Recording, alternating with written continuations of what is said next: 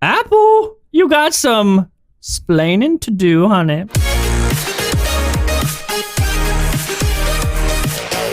Well, what's going on, guys? Welcome to Recycle Bin. Why are you laughing already? What the fuck? Why are you laughing already? When you did that high pitch. What's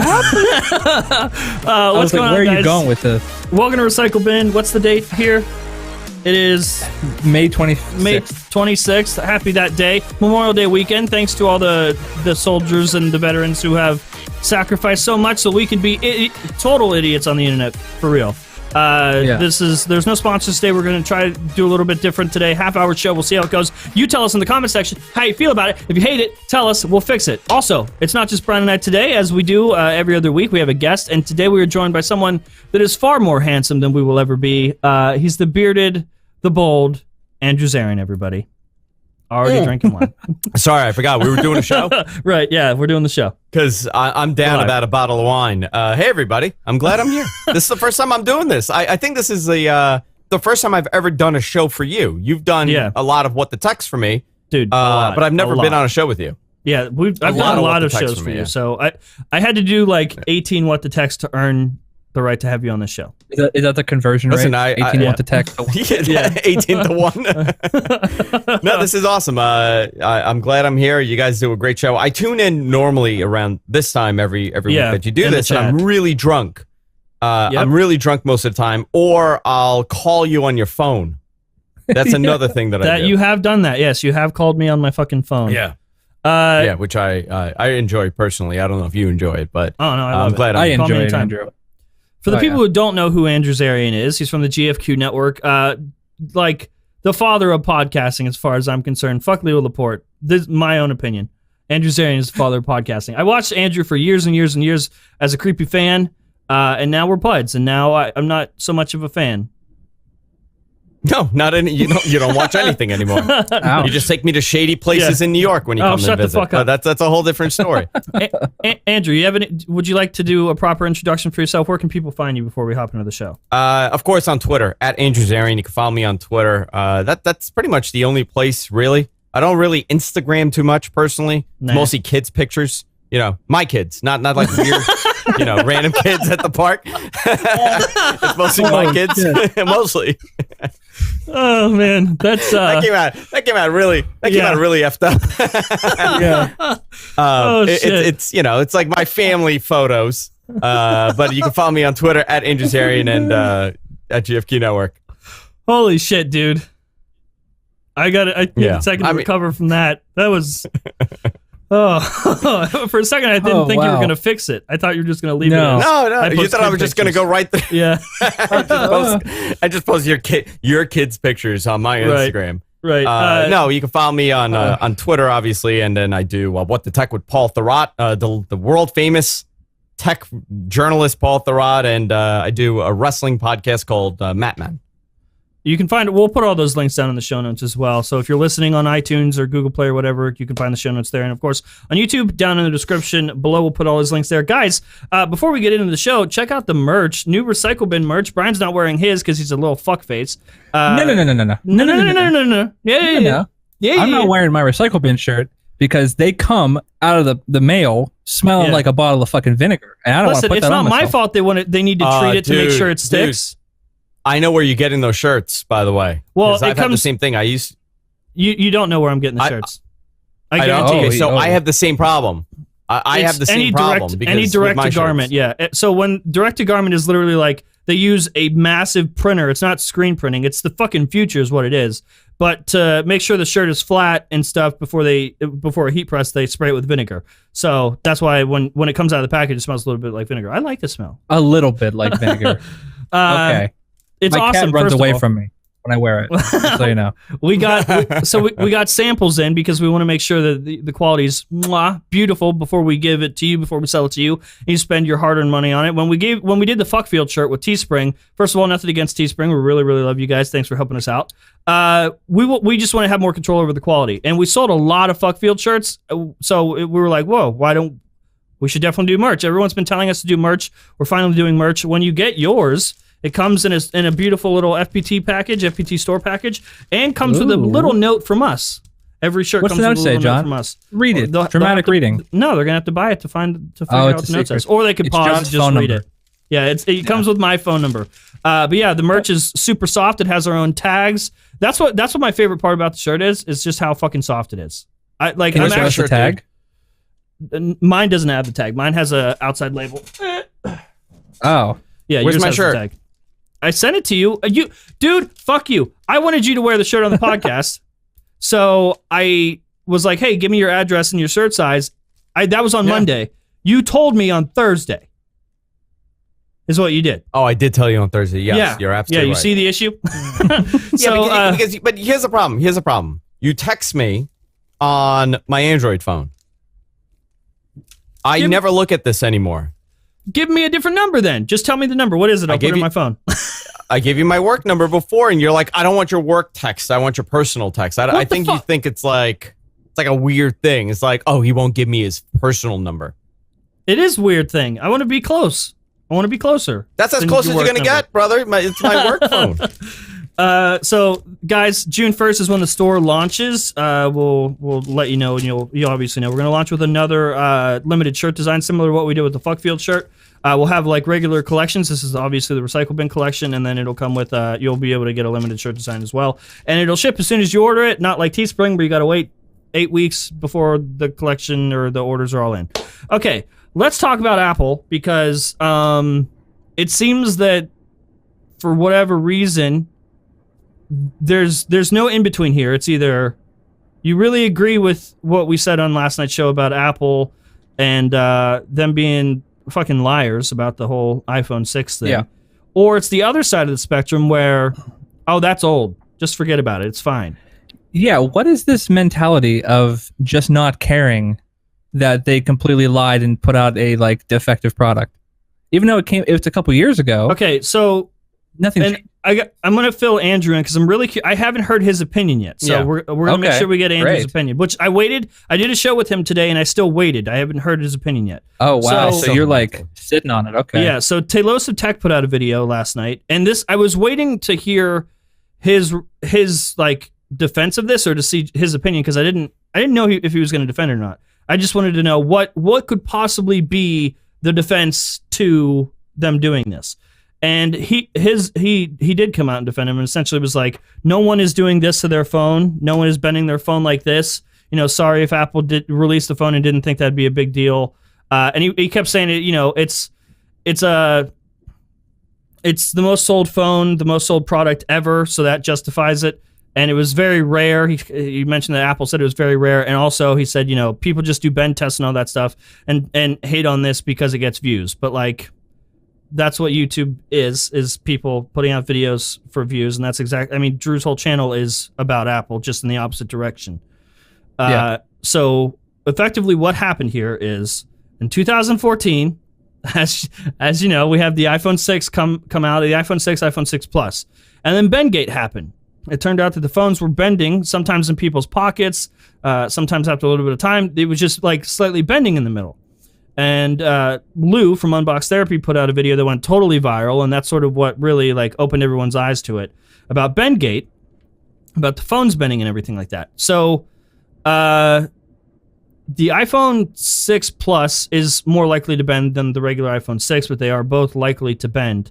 But what had happened was Apple said, you know, we've sold so many phones and only 9 customers have come out and said that they had an issue. So this is very rare. It's not a problem. It's whatever.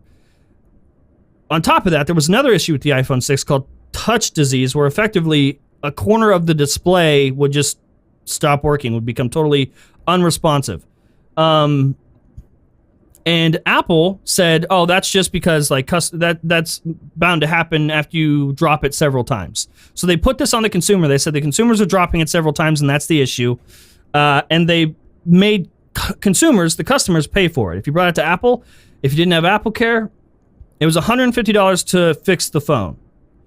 Then about 2 years later, they kind of opened up and said, you know what, maybe there was an issue.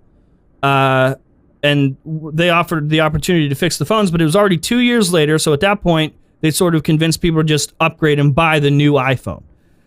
Now, there's an ongoing court investigation right now regarding touch disease specifically.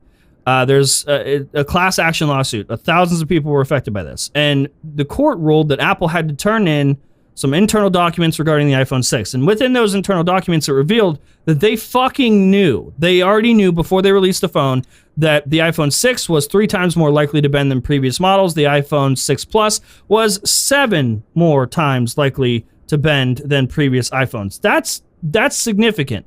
So they knew it would bend, and it turns out that this touch disease is directly related to Bendgate. So the phone was weaker.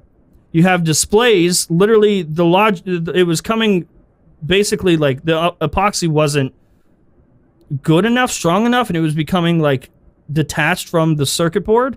And so people's displays weren't working. And the issue here is that they made customers knowingly that there was a defect with the product, and they didn't tell anybody. They would have never told us, and if it weren't for this court case.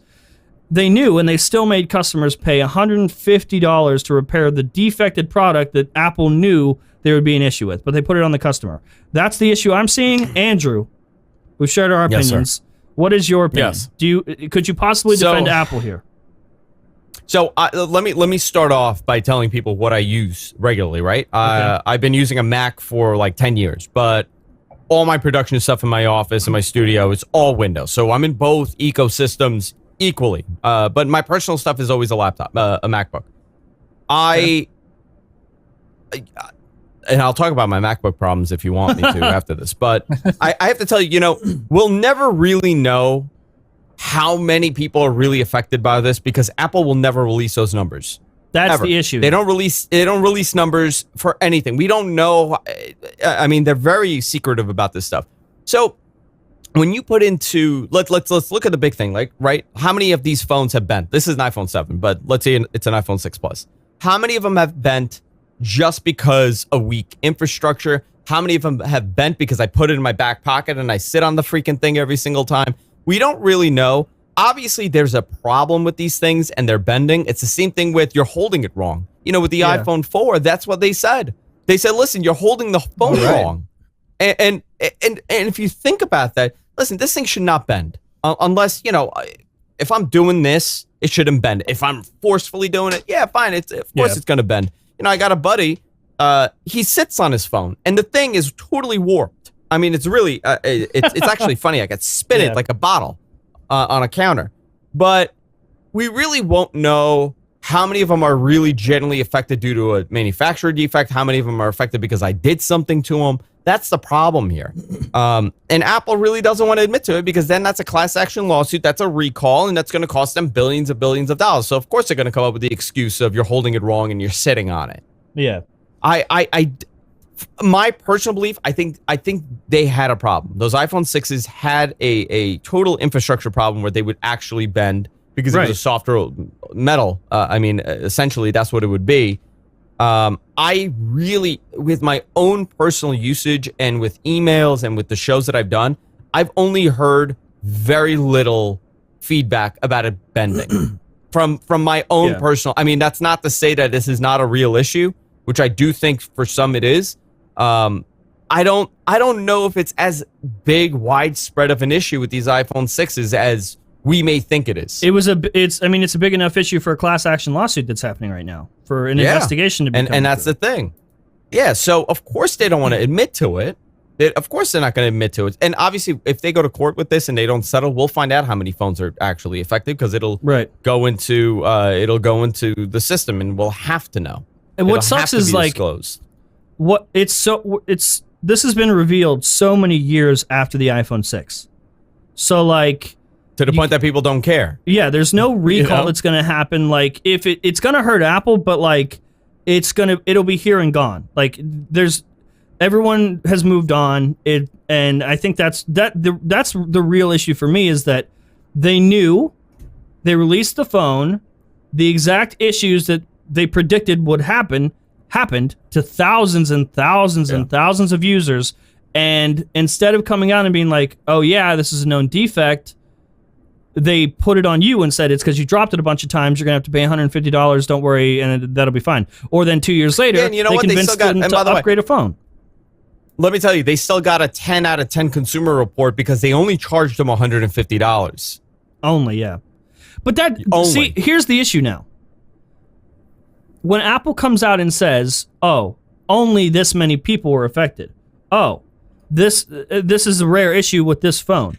Oh, we had this many sales. Oh, our customer service satisfaction is through the roof. Blah blah blah blah blah. How the fuck can we trust anything they say now? Hey, listen, I didn't have any issues with the iPhone 6. People that I know personally didn't have an issue with the iPhone 6, but I can tell you with my own personal experience with them that there has been a significant drop in quality. Significant drop. I don't care how beautiful these laptops are. I don't care how nice they look to you. There is a fundamental problem with the current state of Apple. And I'm going to tell you why I think this. And this is not a one-off experience. I got a 2016 MacBook Pro. And John knows the story because I've documented this whole thing. I've gone through 7. I'm not exaggerating the number.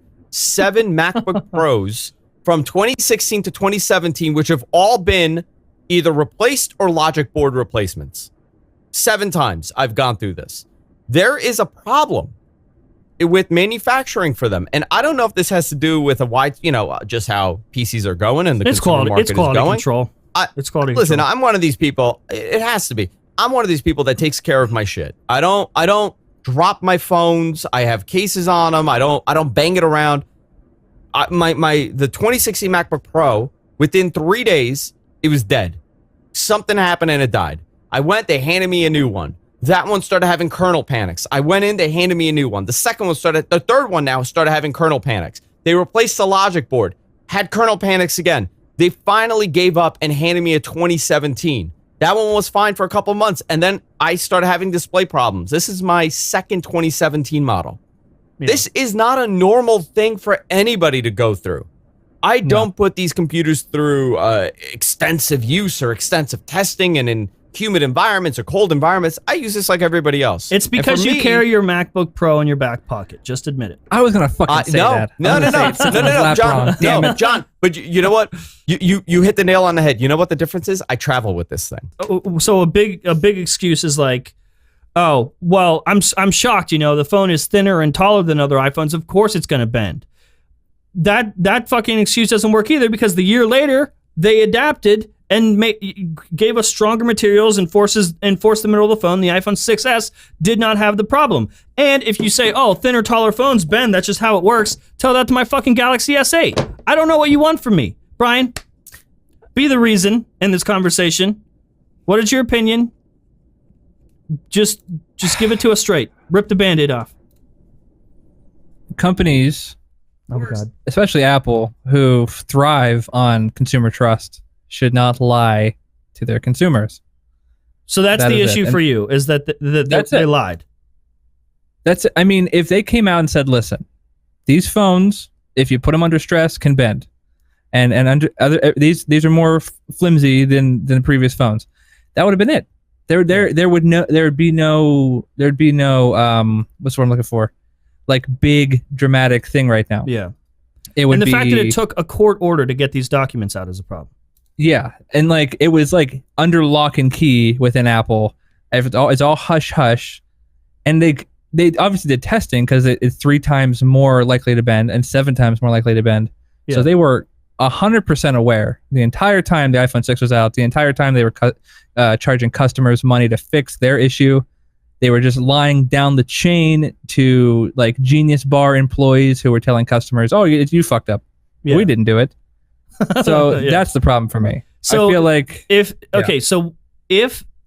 the fact that they knew and they released the product anyway, I feel like that is more easily excused for me.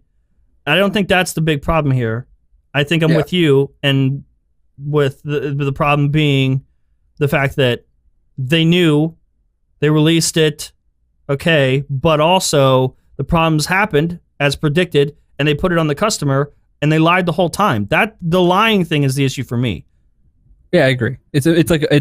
We're being real sentimental right now. We want these companies to be like real huggy and like, listen, we love you too, Apple consumer.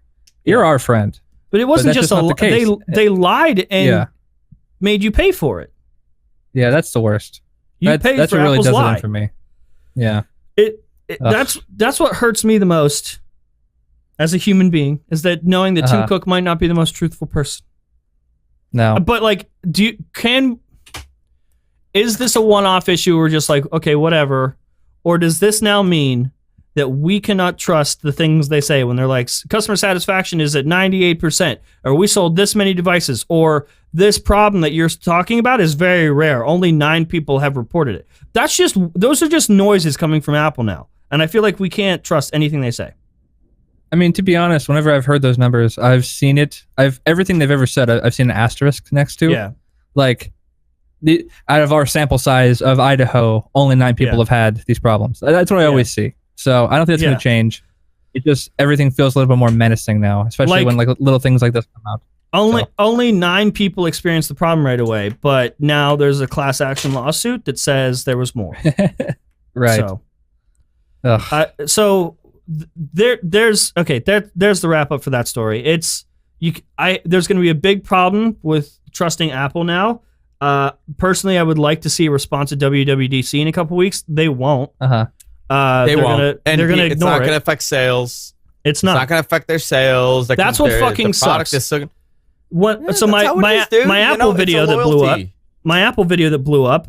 The title literally is "Apple sucks now and it's your fault," because people are going to buy it anyway.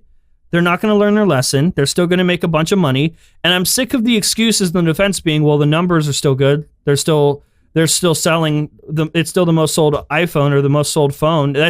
That's not a good enough excuse. Just because popularity doesn't mean it's good. They're riding the previous Apple committing to an ecosystem. And I'll tell you, it's committing to an ecosystem. You know, once you're in, you're in.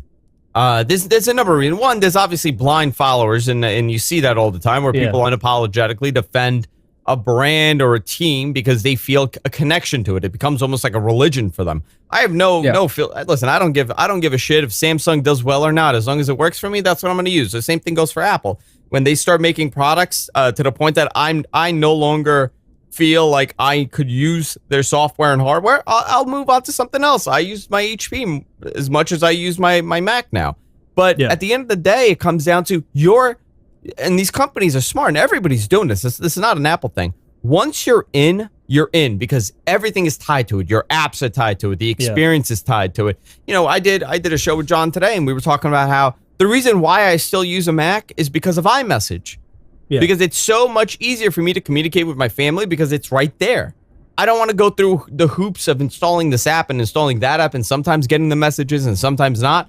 It works. And that's good enough for me. That's the disconnect for you, because for me, I was invested in Facebook Messenger before I left iOS. So when I left iOS, I didn't feel the pain of losing iMessage. Yeah. I'm very curious to see. It's not going to happen, but the only way this stuff gets fixed is consumer reaction. And there's not going to be anything. And I'm really curious because there's going to be a boiling point. And I'm just curious to know in the next few years, assuming Apple stays on this trend of just not giving a fuck, what is it going to take? What is it going to be to where the customers, the people are like, oh, wow, that's fucked up. Like, I just wonder what it's going to take.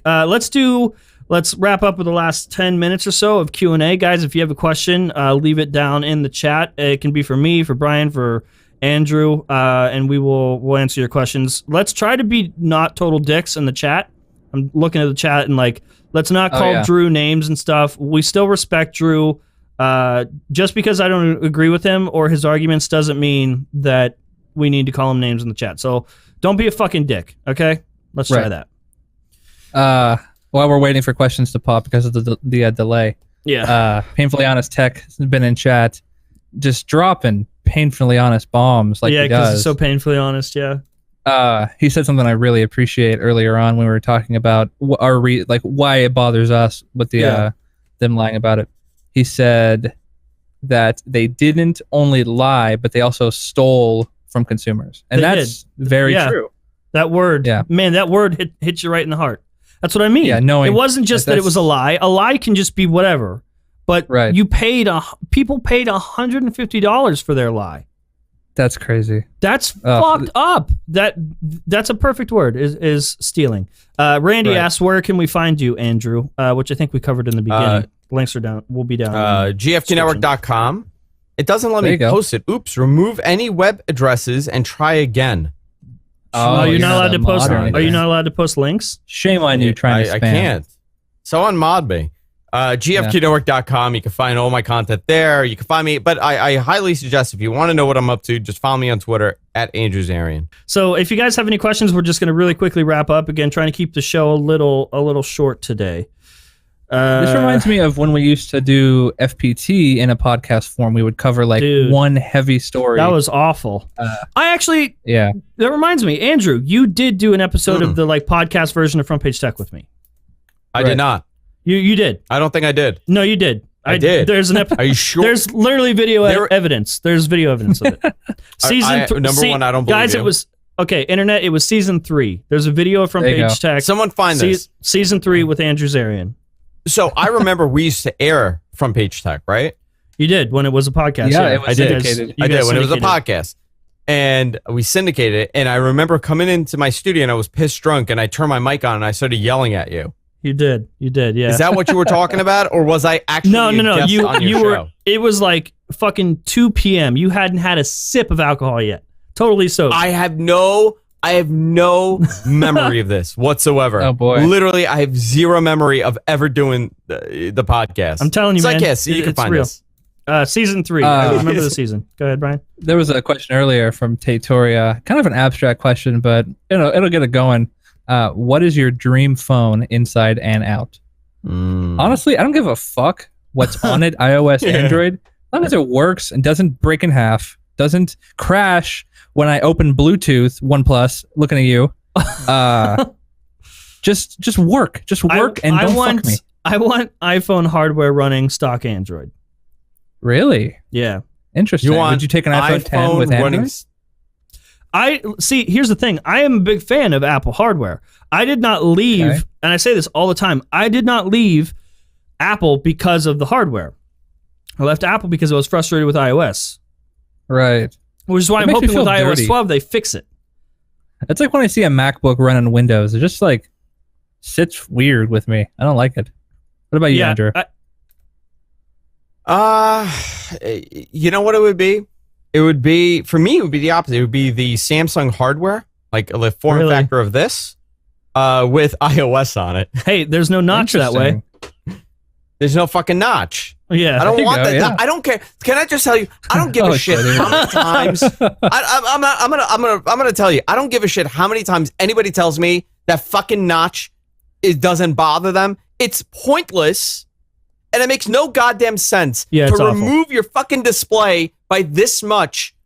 And now the fact that Samsung, I guarantee is going to do it. LG's doing it. Huawei's doing it. Every goddamn phone manufacturer is putting a fucking notch in just because Apple did it. There's no rhyme or reason. No. Why there should be a notch on your display. At least you can kind of excuse Apple and say hey, look, Malo found the FPT episode with you in it. There it is. In the chat. Nice. I was checking it out later. So at least for how Apple, am I? Let's see. For the Apple thing, you can say, that it's needed. Like it's functional. They didn't want to put it in. They were forced. That's what I want. That's what I'm trying to tell everybody, Andrew. I fucking tried to tell them that they don't need it. Oh my god. That they didn't want to put it in. Dude, Johnny Ives wasn't sitting there and was like, what's the next step for great design? Andrew, you got to do the accent. You got to do the accent. I can't do an accent. I can only do like my father's accent, and I could do like a Persian accent. I can't do the Johnny Ives. It's my accents are very specific. I can do a very New York. Sure. Like I'm hiding my New York accent right now. This is me covering it up. It sounds like it. Oh, so hard. Johnny Ives did not sit there and say, you know what? I thought you were going to say Johnny Ives a Nazi. He wasn't like, you know what takes courage? Yeah. You know what takes courage? Taking a piece of your fucking display away. Yeah, and adding this obscure, just biting the top off and putting cameras there. First of all, that face sensor shit that they put, that was secondary. They didn't intend on doing that. They wanted to put the fingerprint sensor in the goddamn display, and they failed at it. So the only other option was to remove a piece of your screen. And now, I mean, Apple did it, so LG has it. I can't defend that. Now, let me tell you, I get it doesn't bother people. Like, I know because you get used to it. Listen, dude. It doesn't bother people because they don't want to feel bad about spending $1,200 on a goddamn phone, so they validate their opinion by being like, I don't even see it anymore. No, I get it because after time, you adjust. It's like going and using the Edge browser on Windows. Dude, no matter how people many that are blind in one eye that go blind in one eye eventually adjust too. Doesn't mean it's not in the fucking way. It doesn't. Yeah, exactly. That's what I tried to say. I tried to say in my fucking Apple video that number one, the notch is literally a design oversight. They didn't want it to be there, but they had to rush the phone out. And number two, they wanted Touch ID there, and they couldn't get it, so then they went all in and pretended like Face ID is the fucking future, and now they're stuck with that because of the shit they said. By the way, it works. I'll tell you, though, Face ID works very well. I can't... I don't think I'm getting the drunk pitches at this point. Oh yeah, it's kicking in. No one is saying though that Face ID doesn't. Fine. Yeah, no one's saying that Face ID doesn't work. What we're saying is there was fucking. They took shortcuts because they rushed the phone out, and no Apple sheep in the fucking world admits that, and it's what drives my dick inside me. What I want to know. And this is honestly, I'm not making a bit out of this. Like, okay, it's funny, it's kind of funny, but I'm not making a bit out of this. Why did LG do it? Why did they put a notch? Yeah. Why? Because the iPhone 10 sells so well. That's why. That's why. Why is this in Google's, with the next version of Android? Why is this part of the next version of Android that there is the notch within the OS? Apple really accelerated the market with the iPhone and with the iPad. But now, and I get copying that because it was so different. And even with listen, dude, the MacBook Air, another great example, changed the entire market with the PCs. It changed everything. But those changes were positive. You were changing because it was aesthetically nice. It was fundamentally nice. It was evolutionary. This is the step that we're going for. But to remove a piece of your screen because Apple did it makes no fucking sense. No, not at all. No fucking sense unless you have to. Unless LG could come and say, you know what, guys, this is the reason why we did this. It makes the most sense. We couldn't figure it out, and this is what we did. We all know why Apple did it. But why is Samsung doing it? Why is Huawei doing it? Why is ZTE going to do it? Why is every smartphone manufacturer in the fucking world doing it? Fucking LG. Do you know what the price of the ThinQ is? Do you know? Oh, it's ridiculous. It's more expensive than the fucking S9. Yeah. What the fuck? What are they thinking? LG, public service announcement. Fuck off. Here, listen. Before we go back into notch discussion, I feel like we need to answer one question. We're gonna answer one more question, and then we're gonna wrap up. Well, we got a super chat in earlier, and I think it's perfect because of you being here, Andrew and John. We haven't really had time to talk about it in depth. From Alexander Podwells, talk tech linked before the podcast ends. And I figure both of you guys should have something to say about this. I don't know if Andrew knows what TechLinked is. What am I talking about? Tell me, and I'll figure it out. So Linus Sebastian came out with a new show called TechLinked. Is this Linus? Linus Tech Tips? Not the dude, no chat. Okay. Not the dude. Okay. It's a tech news show that is fun. Okay. That sounds familiar. Is this what you do? Because I thought I do. Oh, dude, fuck off. It's like a short form tech news show. It's not a podcast or anything. It's a tech news show. So it's like Front Page Tech. It is Front Page Tech. So I'm going to tell you something. So I've heard of Linus. I've seen his stuff like randomly. I just discovered him. I love Linus, by the way. I love him. As far as watching his content. Okay, I watched the one that they do, like the Scrapper thing, where they travel and they try to put together a computer. Wars, I thought that was pretty cool. Oh yeah, that's a great show. I just watched that. I thought that was really good. I think he's a very smart guy. I think he's created a great operation. I saw the one that he went to China to put together a computer, like with really dirt cheap parts. I thought that was really cool too. Great video. You know what's the most unsettling part? The fact that he has so many piercings. I can't get past the earrings. I really can't. And that's all and I'm not knocking the guy at all. That's all I fucking stare at are his ears. And it's like, it's not, it just, it doesn't come naturally to me to see him with all the earrings. I just can't picture him with the earrings. It bothers me. It's affected me with his stuff. I think he does great content, but all I see is, how many piercings do you have? And why? And when? When did you do this? When did you decide so tech linked. It's the tech link. Linus is going to do whatever the fuck he wants. I can't be mad. Listen, dude, I think... Listen, man, I love that he's making money doing this. I love that he's doing great content. A lot of money. But I really want to know at what age he got the piercings. How many piercings he has. He's got to pay for them somehow. And where else? And where else he has these piercings? You think he has you think he has is it Prince Rupert? Is that the one? Prince Albert? No. But I'm willing to bet $20 that he has a nipple ring. Well, I mean, we can get a hold of him and bring him on the show, and we'll see if we'll. Linus, listen, dude. And again, no knock at all. I think he's awesome. It was daunting to me when I noticed the earrings. Daunting. That's all I could I could do. Guys, nice. Let us know in the comment section below. And of course, keep rating and reviewing on iTunes because we want to beat Andrew all the time. We love you, and of course, thank you so much, Andrew, for coming on the show. We really enjoyed that. If you want, dude, this was the most fun I've had doing a podcast in years. You bet your fucking dick it was. Yeah. If you want to follow Andrew, all his links are down in the description below. We'll see you guys next week. Bye.